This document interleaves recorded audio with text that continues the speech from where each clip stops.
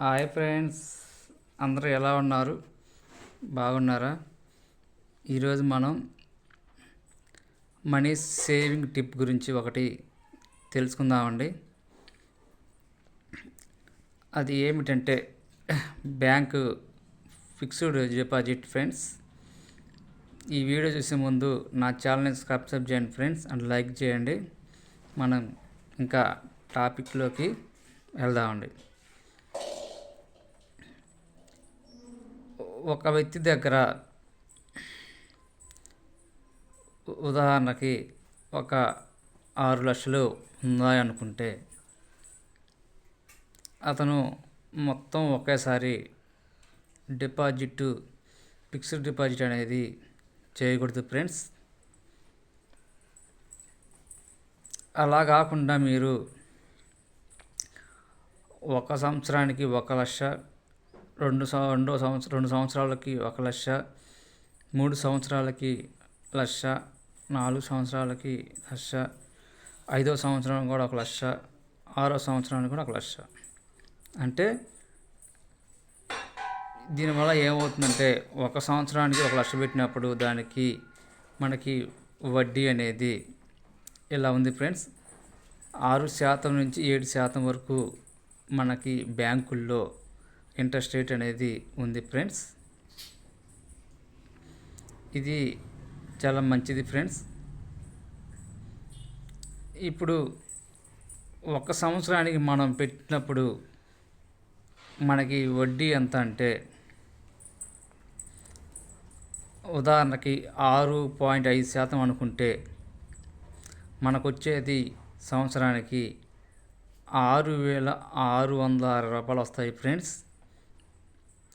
తర్వాత మనం 1 లక్షని 2 సంవత్సరాలకి ఫిక్స్డ్ డిపాజిట్ చేసాము అనుకుంటే అప్పుడు 2వ సంవత్సరం మనకు వచ్చే వడ్డీ అంటే మనం తీసుకోవచ్చు ఫ్రెండ్స్ 2 సంవత్సరాలకి కాబట్టి అప్పుడు 13,763 రూపాయలు మనం తీసుకోవచ్చు ఫ్రెండ్స్.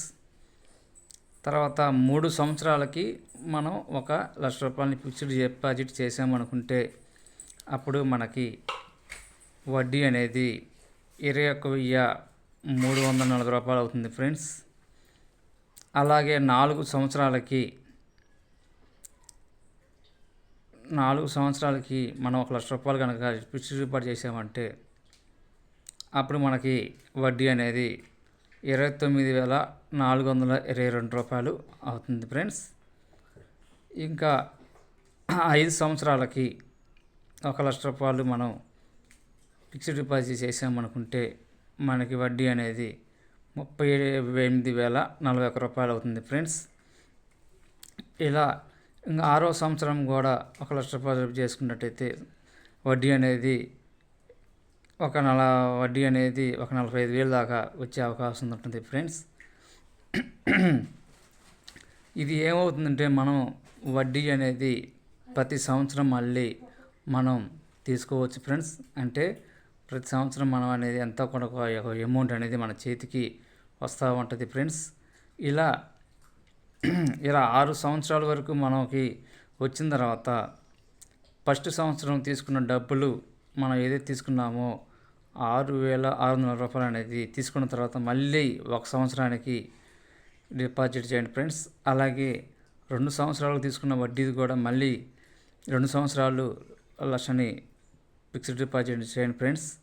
అలాగే 3 సంవత్సరాలకి తీసుకున్న వడ్డీని కూడా తీసుకున్న తర్వాత మళ్ళీ 1 లక్ష రూపాయలని 3 సంవత్సరాలు ఫిక్స్డ్ డిపాజిట్ చేయండి ఫ్రెండ్స్. అంటే ఈ విధంగా రొటేషన్ 1 సంవత్సరం అయిపోయిన తర్వాత మళ్ళీ అదే 1 సంవత్సరం పెట్టుకోండి. 2 సంవత్సరాలు ఫిక్స్డ్ డిపాజిట్ చేసిన దాన్ని మళ్ళీ 2 సంవత్సరాలు ఫిక్స్డ్ డిపాజిట్ చేసుకోండి. 3 సంవత్సరాలు చేసిన దాన్ని మళ్ళీ 3 సంవత్సరాలు పెట్టండి. 4 సంవత్సరాలు పెట్టిన దాన్ని మళ్ళీ 4 సంవత్సరాలు పెట్టండి.